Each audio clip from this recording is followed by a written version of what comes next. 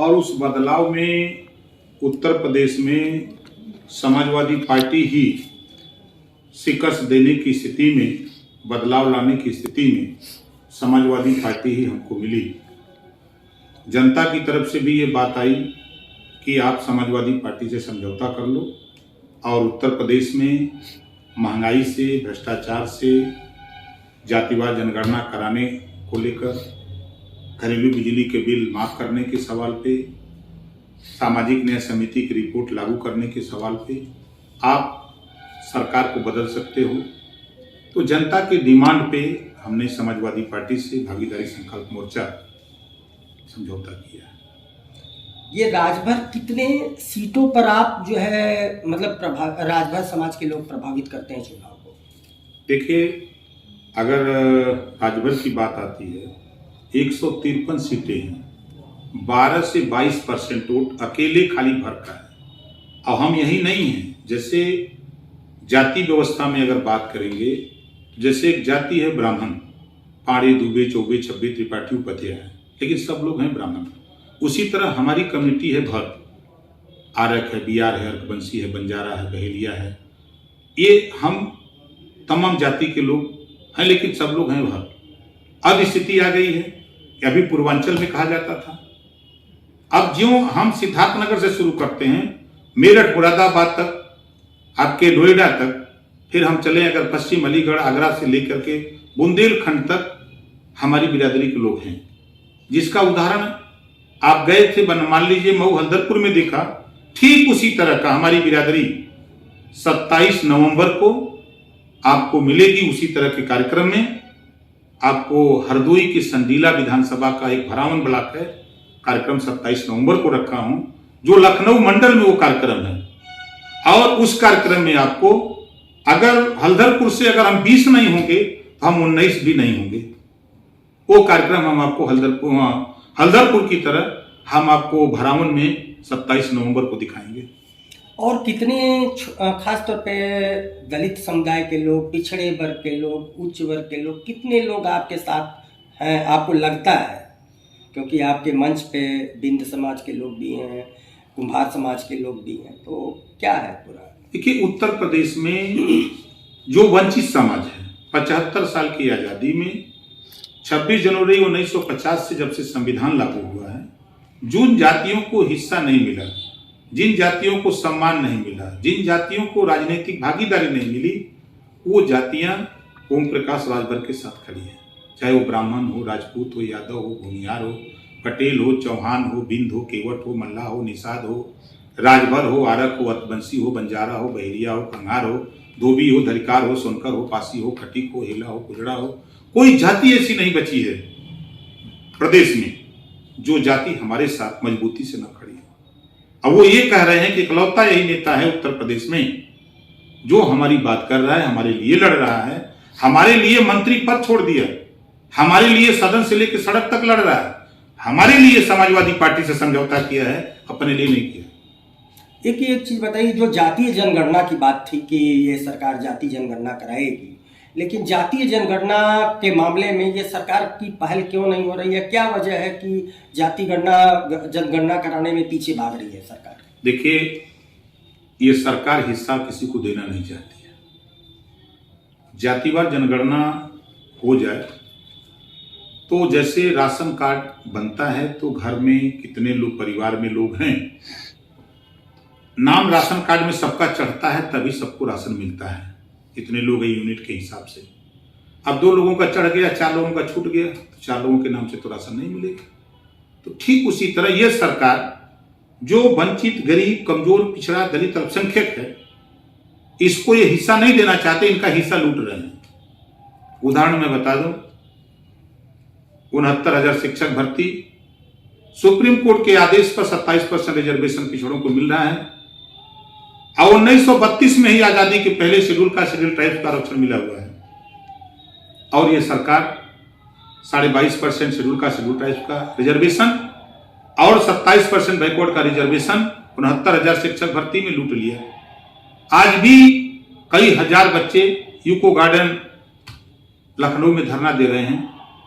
अगर ये जनगणना हो जाए तो सरकार बजट भी अलॉट करेगी, तो सबको हिस्सेदारी उनके विकास के लिए, शिक्षा के लिए, स्वास्थ्य के लिए, रोजगार के लिए, निर्माण के लिए, कि भाई यहाँ इतनी आबादी है, इनके विषय में क्यों नहीं सोचा जा रहा है। जैसे आप देखते होंगे कि जब दिमाग में लोगों को आता है नेताओं को, तब उस जाति के विषय में लोग सोचने लगते हैं। अभी बहुत सी ऐसी जातियां हैं, बरार है, बहेलिया है, आपका भंगी है। जिस महापुरुष ने, अगर भंगी की बात हम करें, जिस महापुरुष ने देश की आजादी के लिए रणनीति बनाई, आंदोलन के लिए, आज भी वो समाज सिर्फ सफाई का ही काम कर रहा है। जिस महापुरुष ने इस देश में शूद्रों को पढ़ने लिखने का अधिकार दिया, महात्मा ज्योतिबा फूले, आज उनके बच्चे, उनके समाज के लोग पेट्रोल पंप पर, मंदिरों पर छोटे छोटे बच्चे माला बेचते हुए मिलते हैं। तो ये शिक्षा पे सरकार का फोकस नहीं है। जब ये जातिवार जनगणना होगी तो उसमें आ जाएगा कि कौन कौन सी जाति के लोग कितने शिक्षा में कहां गए, रोजगार में कहां गए, नौकरी में कहां गए, इनके रहन सहन क्या है, सारी चीजें खुलासा हो जाएगी। ये खुलासा सरकार नहीं कराना चाहती है। आपने देखा कि जब हमारे देश में राष्ट्रपति अमेरिका के आए, जो इसके पहले जो राष्ट्रपति थे वो आए जब, तो दीवार बनाया हमारे देश के प्रधानमंत्री गरीबों की बस्ती को ढकने के लिए, कि अमेरिका का राष्ट्रपति अगर ये गरीबों की बस्ती देखेगा तो जो पैसा देता सवाल करेगा हमारे मोदी जी से, तो ये सवाल का जवाब नहीं दे सकते, इस नाते दीवार खड़ा किए। ये प्रमाण है, दुनिया जान रही है, देश देख रहा था। उसी तरह ये जातिवाद जनगणना मोदी जी नहीं कराना चाहते हैं कि हमको जवाब देना पड़ेगा देश के सामने, दुनिया के सामने, कि जब हम लोग इतना पैसा देते हैं तो देश में ये हालत क्यों है, इस तरह की हालत भारत की कैसे बनी हुई है, इसे जवाब देना पड़ेगा। उससे बचने के लिए ये जातिवाद जनगणना नहीं करा। लेकिन मोदी जी भी तो बताते हैं कि खुद बैकवर्ड समाज से आते हैं, तो आखिर उनको चिंता नहीं है क्या? ये नकली बैकवर्ड है, इनको बनाया गया आरएसएस के लोगों ने। मतलब आपको लगता है कि मोदी जी नकली बैकवर्ड है? आप कह रहे हैं। मैं बता देता हूं, आरएसएस के लोगों की 20 साल बाद क्या होगा वो योजना बनाते हैं ये आरएसएस के लोग, नागपुर वाले। ये जब मुख्यमंत्री थे तो इनको पिछड़ी जाति में शामिल किया गया। मुख्यमंत्री तो काल में इनको पिछड़ी जाति में शामिल किया गया। इसके पहले ये क्या थे, क्या मोदी जी बता सकते हैं? इसके पहले किस वर्ग में थे? ये सामान्य वर्ग में थे। संविधान के दायरे में जो 4 जातियां हैं तो उसमें ये सामान्य वर्ग में थे। ये खुद पिछड़ी जाति में शामिल कराए गए, देश को बेवकूफ बनाने के लिए कि ये पिछड़े समाज के हैं, इनको वोट दो, इनको प्रधानमंत्री बनाओ, और प्रधानमंत्री बना करके देश का संविधान खत्म करने के लिए, आरक्षण खत्म करने के लिए और देश को गुलाम बनाने के लिए एक बैकवर्ड शेड्यूल कास्ट माइनॉरिटी के लोग इनको बदतर जीवन देने के लिए, बेहतर नहीं बल्कि इनको बदतर जीवन देने के लिए इनको प्रधानमंत्री बनाया गया है। नहीं, आज इनको बैकवर्ड के नाम पे उन्होंने कहा मैं पिछड़ी जाति से आता हूं, दे दिया पिछड़े समाज के लोगों ने वोट। आप सामान्य जाति को 72 घंटे में 10% आरक्षण दे देते हो और 52% आबादी पिछड़ों की है। अगर आप वास्तव में पिछड़े होते, असली पिछड़े होते, तो आप पिछड़ों की 52% आबादी है, आप कानून बना करके 52% आरक्षण पिछड़ों को देते। लेकिन आपने यह साबित कर दिया कि 72 घंटे में सामान्य वर्ग को, गरीब सामान्य वर्ग को आरक्षण देकर के साबित कर दिया कि हम सामान्य वर्ग को बढ़ावा देने के लिए हैं, बैकवर्ड को हम बेवकूफ बनाने के लिए यहां बैठे हुए हैं। ये अभी अमित शाह आए थे और उन्होंने कहा कि सावरकर जी हिंदी के बहुत बड़े विद्वान हैं। इनकी जो ब्रांडिंग सावरकर जी की हो रही है और ख़ास तौर पे जो गांधी जी को गोली मारने वाला था उसकी ब्रांडिंग, क्या इसके पीछे क्या लगता है? देखिए, भारतीय जनता पार्टी, इसकी प्रयोगशाला है नागपुर। भारतीय जनता पार्टी के नेताओं को ट्रेनिंग दी जाती है झूठ बोलने की, वहां से सीख के आते हैं, ये झूठ बोलते हैं। पूरा देश जानता है कि महात्मा गांधी को गोली मारने वाला नाथूराम गोडसे, पूरा देश, पूरी दुनिया जानता है कि सावरकर अंग्रेजों के सामने माफी मांगते थे। जब जब ये जेल जाने की बात, कोई बात होती थी, तब तब ये माफी मांग करके ये अंग्रेजों के साथ रहते थे, देश के साथ नहीं रहते थे। और उदाहरण मैं बता दूं, आपने आजमगढ़ का नाम लिया, हमारे गृह मंत्री माननीय गृह मंत्री अमित शाह जी, अभी इनका बयान चल रहा है सोशल मीडिया पर कि जब रावण सैया पर पड़ा हुआ था तो रामचंद्र जी ने भरत जी को भेजा, जाओ उससे ज्ञान लो। अब बताओ, ये तो पूरा रामायण खा गए, प्रमाण है, पूरा रामायण खा गए। अभी झूठ बोला आजमगढ़ में, शिलापट का उद्घाटन करने गए हैं यूनिवर्सिटी का, आजमगढ़ राज्य विश्वविद्यालय आजमगढ़ शिलापट पे लिखा है। भाषण क्या दे रहे हैं? योगी जी आप इसका नाम सुहेल देव विश्वविद्यालय करिएगा। मतलब जुमला। जिस तरह 15 लाख के सवाल पे जब पत्रकार पूछा कि आपने चुनाव के पहले बोला था कि 15-15 लाख देंगे, लोग इंतजार कर रहे हैं, तो अमित शाह ने कहा था कि हम लोग जुमला बोले थे वोट लेने के लिए, अपनी बात को वजन देने के लिए इसको बोला था। ये गरीब भी जानता है, आप भी जानते हो कि 15 लाख रुपया किसी खाते में नहीं आएगा। ये जुमला बोलने वाले लोग हैं, ये झूठ बोलने वाले लोग हैं, गुमराह करने वाले लोग हैं, ये समाज को बर्बाद करने वाले लोग हैं, देश को बेचने वाले लोग हैं। रेलवे बेच दिया। मोदी जी कहते थे सौगंध मुझे इस मिट्टी की, मैं देश नहीं बिकने दूंगा। रेलवे बेच दिया, बैंक बेच दिया, LIC बेच दिया, BSNL बेच दिया, कोयले की खदान बेच दिया, भाषण दिया हवाई जहाज वाले को हवाई चप्पल वाले को हवाई जहाज में चढ़ाऊंगा, हवाई जहाजें बेच दिया। अब क्या होगा? रेलवे में जनरल कोच लगती थी, गरीब उसमें बैठ करके अपना सफर कर लेता था, रेलवे में जनरल कोच ही हटा दिया। तो ये जो वादा करने वाले लोग हैं, ये झूठ बोलने वाले, 15 लाख का सपना दिखा करके 2 करोड़ नौकरी हर साल देने का वादा करके महंगाई कम करने के सवाल पे कम करने की बात की। 400 गैस सिलेंडर था, उसको ले गए 1000। सरसों का तेल 50 रुपया से 200, अरहर की दाल 55 रुपया से ले गए बढ़ा करके 125, पेट्रोल 60 से ले गए 100 पार कर दिया, डीजल इन्होंने 55 रुपया से ले जाकर 100 तक पहुंचा दिया। जो दिया सलाई 1 रुपया से 2 रुपया, प्लेटफॉर्म टिकट 5 रुपया से 50 रुपया, जो दूध डेली उपयोग सबके घर में होता 30 रुपया था वो 60 रुपया हो गया। हर सामान तो महंगा कर दिया। ये महंगाई कम करने की बात करके आए थे, 2 करोड़ नौजवानों को रोजगार देने की बात आए थे, किसानों का धन दुगुना करने की बात आए थे। मुझे तो याद आता है एक पत्रकार ने अखिलेश यादव से पूछा कि आप मुख्यमंत्री थे तो आपकी सबसे अच्छी योजना कौन सी थी, कौन सी स्कीम आपने बनाया? तो उन्होंने कहा कि देखो ये जो चौराहे पर 100 नंबर की गाड़ी खड़ी है ये हमारी सबसे अच्छी योजना थी। क्या इसका काम क्या था? तो अखिलेश जी ने कहा कि देखो जब कहीं कोई झंझट तकरार मारपीट कोई बात होती थी तो 100 नंबर पर फोन करने पे गाड़ी वहां पहुंच जाती थी और उसको समाधान करने का प्रयास करती थी। अब ये बात योगी जी को पता लग गई, सुबह पेपर में पढ़ा तो चट योगी जी ने पत्रकारों को बुला लिया, पत्रकार पहुंच गए। तो पत्रकारों ने पूछा योगी जी से कि अखिलेश जी से पूछा गया कि आपकी सबसे अच्छी योजना कौन सी थी? अखिलेश जी ने तो कहा कि भाई जो चौराहे पर 100 नंबर की गाड़ी खड़ी है वो हमारी देन है। कहीं भी कोई विवाद होता है, कोई समस्या होती है उसके निजात के लिए वहां गाड़ी पहुंच जाती है। चट योगी जी ने क्या कहा कि जो चौराहे पर सांड खड़ा है वो हमारी देन है। पत्रकारों ने पूछा कि इसका क्या काम है? क्या किसानों का धन दुगुना करना, रात को किसानों की फसल चरना, उनकी फसल को नुकसान करना, ये इनका काम है, ये किसानों का धन दुगुना करेंगे। तो आपको लगता है कि ये चुनाव में किसान बदला लेगा? क्योंकि अगर देखा जाए तो पूर्वांचल के तमाम गांवों में किसानों ने खेती बंद कर दी है और इतना बड़ा आतंक है, तो आपको लगता है कि ये आप इसको चुनावी मुद्दा बनाएंगे क्या? देखिए हम लोग इस बात को आज कम से कम हम 3 साल से कह रहे हैं।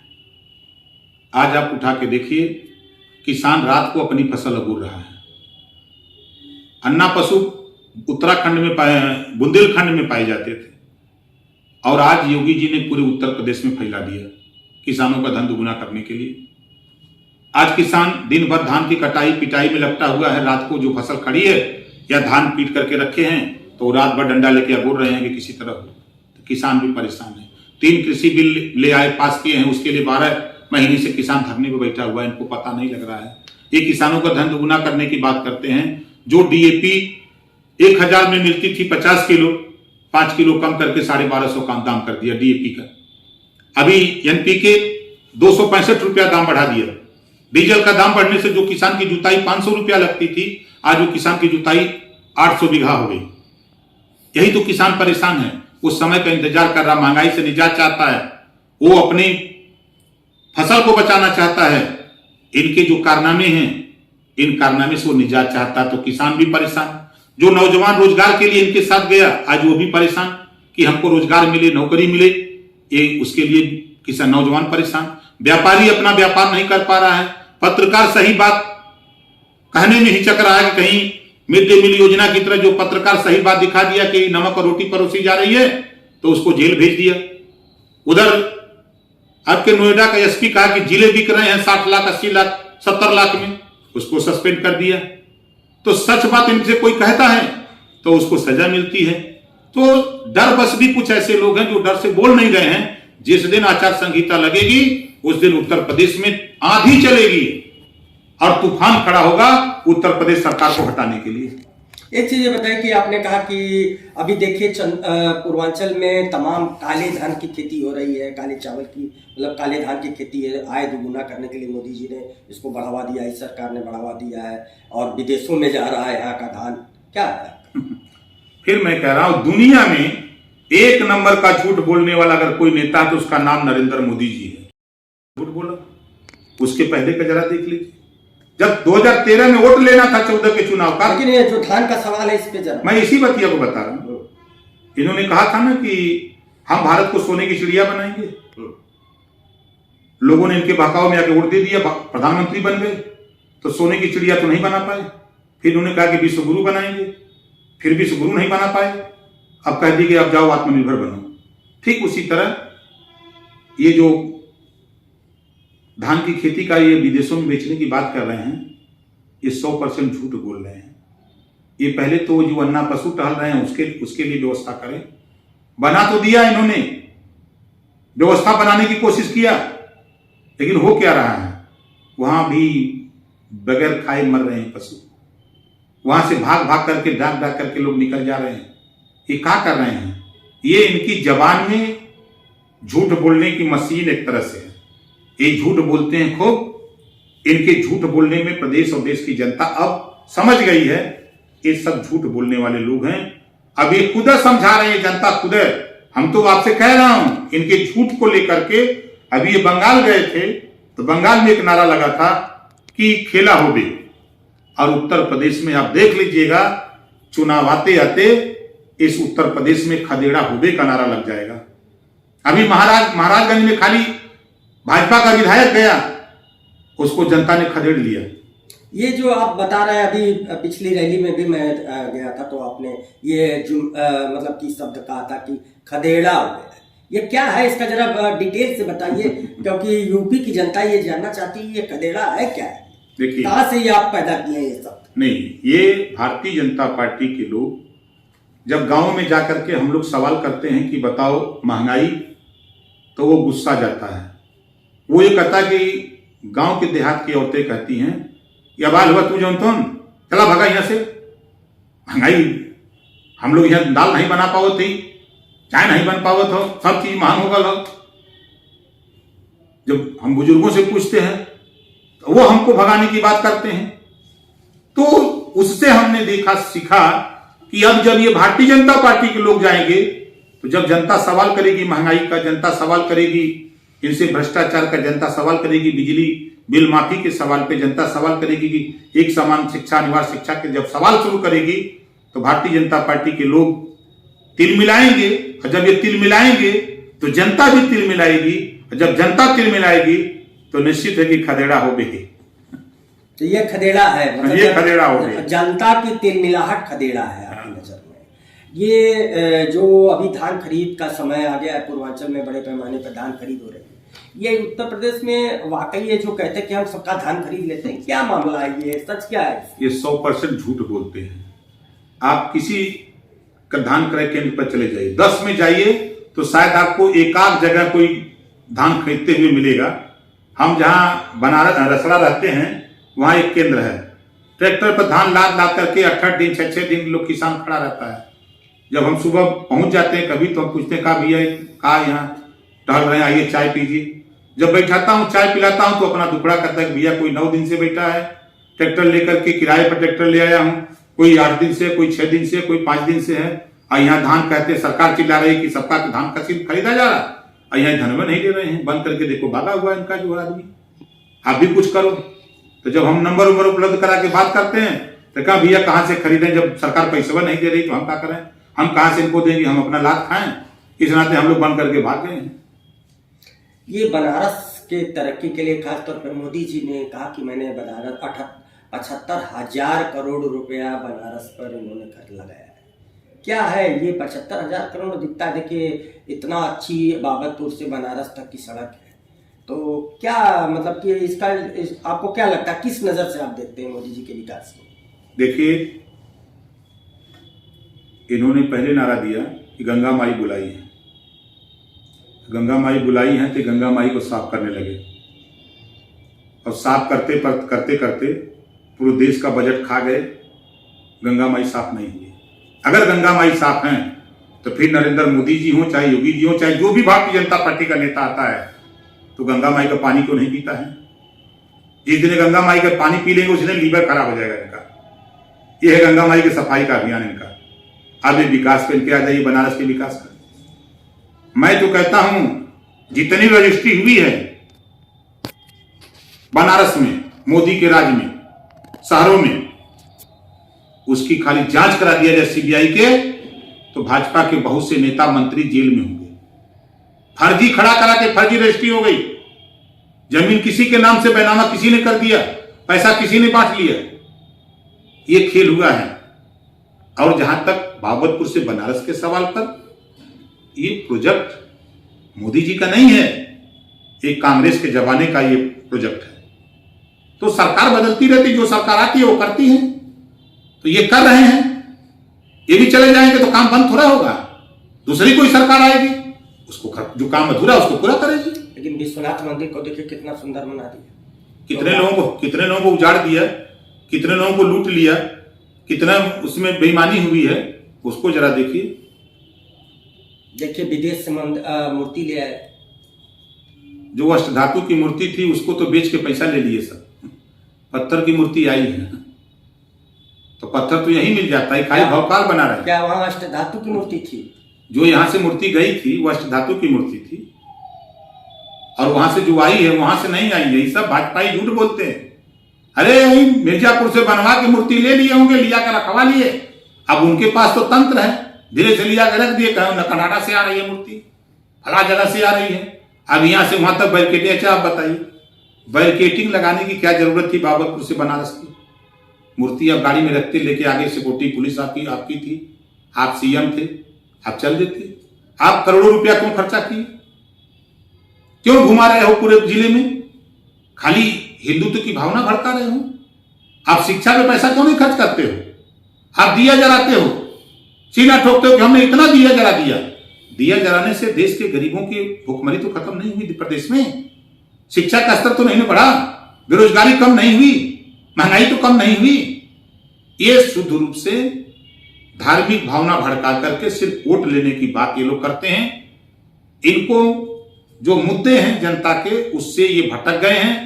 ये सिर्फ मुसलमान के खिलाफ बोलते हैं, पाकिस्तान के खिलाफ बोलते हैं, और धर्म की भावना भड़का करके सिर्फ वोट की राजनीति करते हैं।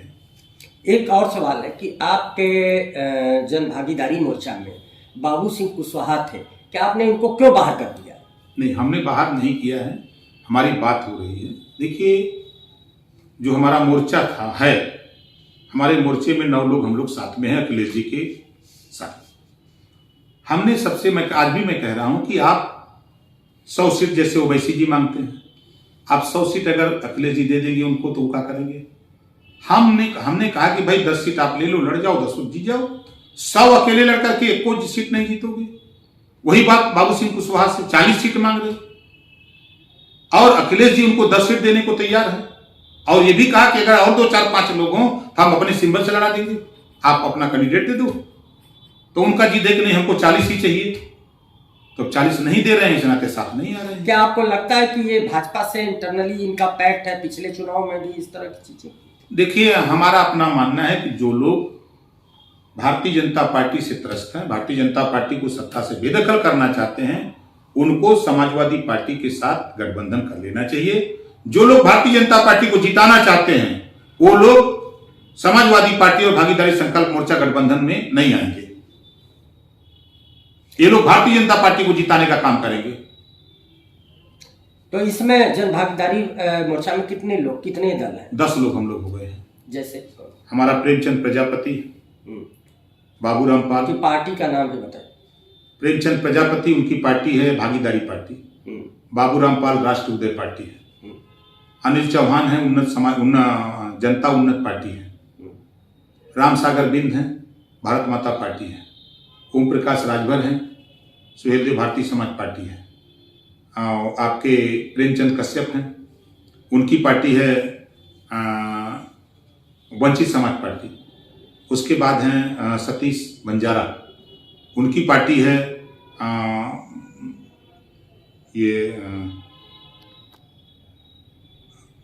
एकता दल, उनका एकता दल है। आपके गुलाब खन्हार हैं, उनकी पार्टी का नाम है लोकतंत्र बचाओ पार्टी। हमारे साथ हैं वो वाल्मीकि, राजकुमार वाल्मीकि, उनकी पार्टी है अधिकार पाओ पार्टी के नाम से रजिस्ट्रेशन है, और समाजवादी पार्टी। ये 10 लोग हम लोग अभी तक फिलहाल हैं। तो बाबू सिंह कुशवाहा फिलहाल अकेला चले वाली नीति पे चलेंगे। अब माननीय बाबू सिंह कुशवाहा जी को मैं बार बार समझा रहा हूं कि आप 40 सीट के बजाय 10 सीट लड़िए, और जो और लोग आपके छूट जाते हो उनको भी अखिलेश जी एडजस्ट करने की बात कर रहे हैं, तो आप उनसे बात करके आप साथ हो जाओ। अगर आप ऐसा नहीं करते हैं तो आपको ये हम तो ये समझ लेते हैं कि भारतीय जनता पार्टी को सब लोग जिताने का काम करने जा रहे हैं। अच्छा, ये आपकी पार्टी ने एक मुख्तार अंसारी को जब कहा कि आप ही ने कहा कि हम मुख्तार अंसारी को अपनी पार्टी से चुनाव लड़ें, उसके बाद पूर्वांचल की सियासत में एक उबाल आ गया कि एक अपराधी को आपने खड़ा ले आ रहे, तो क्या है? देखिए, जब हमारे गृह मंत्री के मंच पर 302 का अपराधी बैठता है, 120 का मुलजिम बैठता है, तो अपराधी नहीं कहा जाता है। और पूरे देश में अपराधियों की कोई जाति नहीं होती, लेकिन ये सरकार जाति और धर्म छीन करके अपराधी घोषित करती है। बड़े बड़े माफिया प्रदेश में हैं, उनका नाम कभी नहीं आता है, खाली मुख्तार सरकार चिल्लाती है। हम अगर मुख्तार से मिल लिए, मुख्तार से बड़े बड़े पूरे देश में लोकसभा के अंदर आधे से ज्यादा बड़े अपराधी प्रवृत्ति के लोग 302, 308, 307 ऐसे तमाम मुकदमे लिखे हुए हैं जो दिल्ली के पार्लियामेंट में हैं। और उत्तर प्रदेश में आ जाइए, 24, 22, 22, 20, 18, 16 मुकदमे लिखे हुए हैं। हम मुख्यमंत्री को ले लीजिए, इनके ऊपर भी दंगा भड़काने का 120 का तमाम ऐसे आपराधिक मुकदमे थे, मुख्यमंत्री बनने के बाद वापस किया है। केशव मौर्य को ले लीजिए, इन्होंने अपना तमाम मुकदमे वापस किए हैं। तो अगर ये चीजें हैं, मुख्तार अगर इस तरह का है तो वो जेल से 5 बार से एमएलए है, 3 बार लगातार 15 साल से प्रदेश की जनता जहां से चुनाव लड़ता है, 3 बार से जेल के अंदर रहकर के वो चुनाव जीतता है। और जब मायावती के साथ जाता है तो यही मायावती जी मंच से कहती हैं कि मुख्तार माफिया नहीं गरीबों का मसीहा है, और जब काम निकल जाता है तो लोग माफिया बताते हैं। आज भी मैं आपके चैनल पे कह रहा हूं कि वो 2 एमएलए वो अपने पार्टी से जीत जाए, 2 एमएलए हो जाए। अगर भारतीय जनता पार्टी को 2 एमएलए की जरूरत हो तो मुख्तार अंसारी को वो अपनी पार्टी में शामिल करा लेंगे। ऐसी भारतीय जनता पार्टी है जिसका नजीर महबूबा मुफ्ती अलगाववाद की राजनीति की बात करती है, देश से अलग होने की बात करती है, उससे समझौता करके कश्मीर में सरकार बीजेपी ने बनाई नहीं। तो हमारा मकसद है कि वो तो स्वतंत्र है, हमारा उनका पॉलिटिकल संबंध है, वो चाहे जहां से चुनाव लड़ेंगे हम उनकी मदद करेंगे। ये कहा जा रहा था कि जो रैली कराई थी उसमें मुख्तार ने पैसा लिया था, ये आरोप लगा था कि एक साइकिल चोर दूसरे को साइकिल चोर कहता है, वो हमारी पार्टी को क्यों बढ़ाएंगे? वो तो खुद पार्टी है उनकी। आप गए थे, आपने वहां अगर टटोल लिया होता तो लोग चंदा दे करके हमारी रैली में आते हैं, गांव में चंदे इकट्ठे होते हैं, और उसी चंदे से गाड़ी होती है और उस गाड़ी में वही चंदा देने वाले लोग बैठ के आते हैं। और जो कह रहे हैं लोग, उनकी छटपटाहट है, वो जान गए हैं कि अब पूर्वांचल से हमारा सफाया होने जा रहा है। अब ओम प्रकाश राजभर जो अभियान चला रहा है, उत्तर प्रदेश से भारतीय जनता पार्टी की विदाई होने जा रही है। अच्छा, ये शुक्रिया। आप हमें एक आखिरी सवाल बताइए कि आप पूर्वांचल की सियासत या जनता के नाम क्या संदेश देना चाहते हैं? हम प्रदेश की जनता से ये संदेश देना चाहता हूं कि आज जो वर्तमान हालत है, आज उस हालत से निजात पाने के लिए, जैसे महंगाई से त्राहिमाम है, इससे छुटकारा चाहती है प्रदेश की जनता। घरेलू बिजली का बिल 5 साल लगातार माफ कराना चाहती है। एक समान अनिवार्य और फ्री शिक्षा चाहती है। सामाजिक न्याय समिति की रिपोर्ट लागू कराना चाहती है। गरीबों का इलाज फ्री में कराना चाहती है, बिना पैसे में इलाज कराना चाहती है। और प्रदेश में अमन चैन भाईचारा चाहती है। थाने पर जाने पर गरीब कमजोर वंचितों की सुनवाई हो तो तत्काल 2022 का चुनाव में भारतीय जनता पार्टी को सत्ता से बेदखल करके समाजवादी पार्टी के राष्ट्रीय अध्यक्ष माननीय अखिलेश यादव जी को मुख्यमंत्री बनाकर इन सब उपलब्धियों को हासिल करें, ये मुद्दों को हासिल करें। हम भी वहां रहेंगे। हम प्रदेश की जनता से कहूंगा कि ओम प्रकाश राजभर पर भरोसा करो। तेरे लड़ाई के लिए मैंने मंत्री पद छोड़ा, तेरी लड़ाई सदन से लेकर सड़क तक ओम प्रकाश लड़ता है। आज तक कोई ऐसा नेता हमने नहीं देखा कि जो सदन से लेकर सड़क तक और मंत्री पद बाबा साहब डॉक्टर अम्बेडकर ने पहली बार लोकसभा में केंद्रीय मंत्रिमंडल से पिछड़े दलित अल्पसंख्यक के ऊपर हो रहे अन्याय अत्याचार के खिलाफ वहां इस्तीफा दिया था। दूसरे नंबर पर जब भारतीय जनता पार्टी ने पिछड़ों का हिस्सा लूटना शुरू किया, सामाजिक न्याय समिति की रिपोर्ट नहीं लागू किया, तो मैंने इस्तीफा दे दिया। इस नाते हम प्रदेशवासियों से कहना चाहूंगा, किसान हो, व्यापारी हो, नौजवान हो, पत्रकार हो, सबसे मैं कहना चाहता हूं, इस अहंकारी सरकार को, झूठ बोलने वाली सरकार को, महंगाई लादने वाली सरकार को जितने जल्दी हो इसकी विदाई करिए और उत्तर प्रदेश में अखिलेश जी को सीएम बना करके इससे निजात पाइए। एक आखिरी सवाल है कि ये जो लखीमपुर की जो घटना हुई थी, क्या आपको लगता है कि पुलिस अभियुक्तों को बचा रही है? पूरी उत्तर प्रदेश की सरकार बचाने में लगी थी।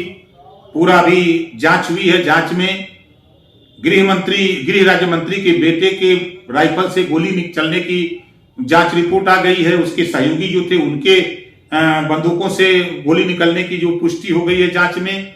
और गाड़ी में बैठ करके वो खुद 4 किसानों की हत्या करवाए, एक पत्रकार की हत्या हुई, उसके रिएक्शन में 9 लोग मारे गए। 5 दिन लगातार योगी सरकार उसको बचाती रही। 5 दिन जब सुप्रीम कोर्ट का डंडा चला है तब जाकर के ये सरकार हरकत में आई है। तब उसको दामाद की तरह बैठा करके चाय पिला के, मिठाई खिला के, नमकीन खिला करके उससे पूछा जा रहा था।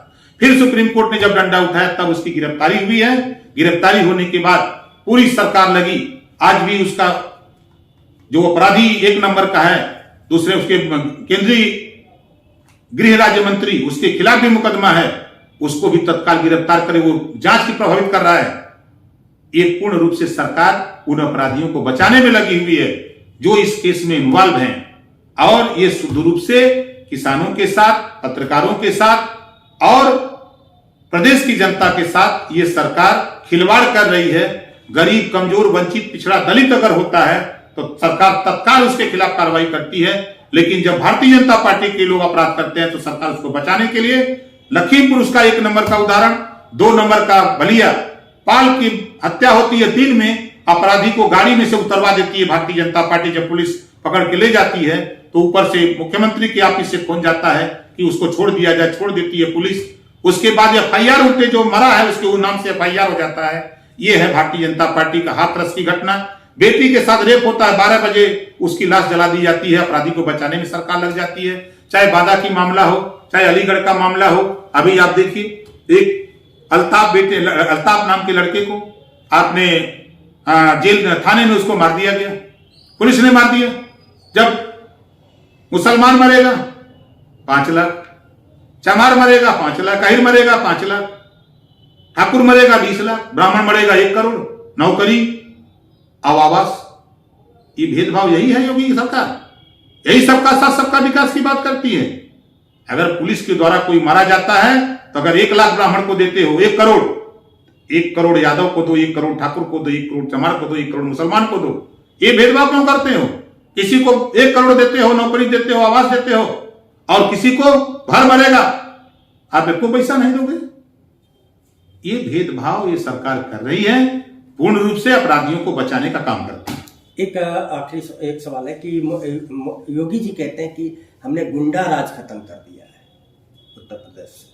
मोदी जी शुरू किए कि कांग्रेस मुक्त भारत बनाऊंगा, और आज पूरी की पूरी भारतीय जनता पार्टी कांग्रेस युक्त हो गई है। अगर उदाहरण देख लीजिए, पूर्व मुख्यमंत्री कहे जाते हैं, लेकिन हम तो नहीं मानते एक दिन वाले मुख्यमंत्री। कम से कम नहीं कुछ तो 150 से ज्यादा सांसद, मंत्री आज दिल्ली में कांग्रेस पार्टी के नेता हैं। उत्तर प्रदेश में आ जाइए, अभी अभी आपने देखा कि जितिन प्रसाद भाजपा ज्वाइन कर लिए, एमएलसी बन गए, मंत्री बना दिए गए। ये कांग्रेस युक्त हो गई भाजपा। ये जो बोलते हैं कि गुंडा मुक्त बोलते हैं, ये गुंडा मुक्त नहीं, गुंडा युक्त है। इनकी पुलिस, इनके नेता, अभी अभी हमने देखा गाजीपुर में कौन सी व्यवस्था है प्रशासन की। जिस तरह की गुंडई वहां किया भाजपा का नेता, उसको तो लठिया के जेल में बंद कर देना चाहिए। चारों तरफ ये अपराधियों को संरक्षण देने वाली पार्टी, अपराधियों को बचाने वाली पार्टी, ये अपराधियों को अपने साथ गलबहियां करने वाली पार्टी है। ये गुंडा मुक्त नहीं, गुंडा युक्त पार्टी है। चलिए, शुक्रिया राजभर।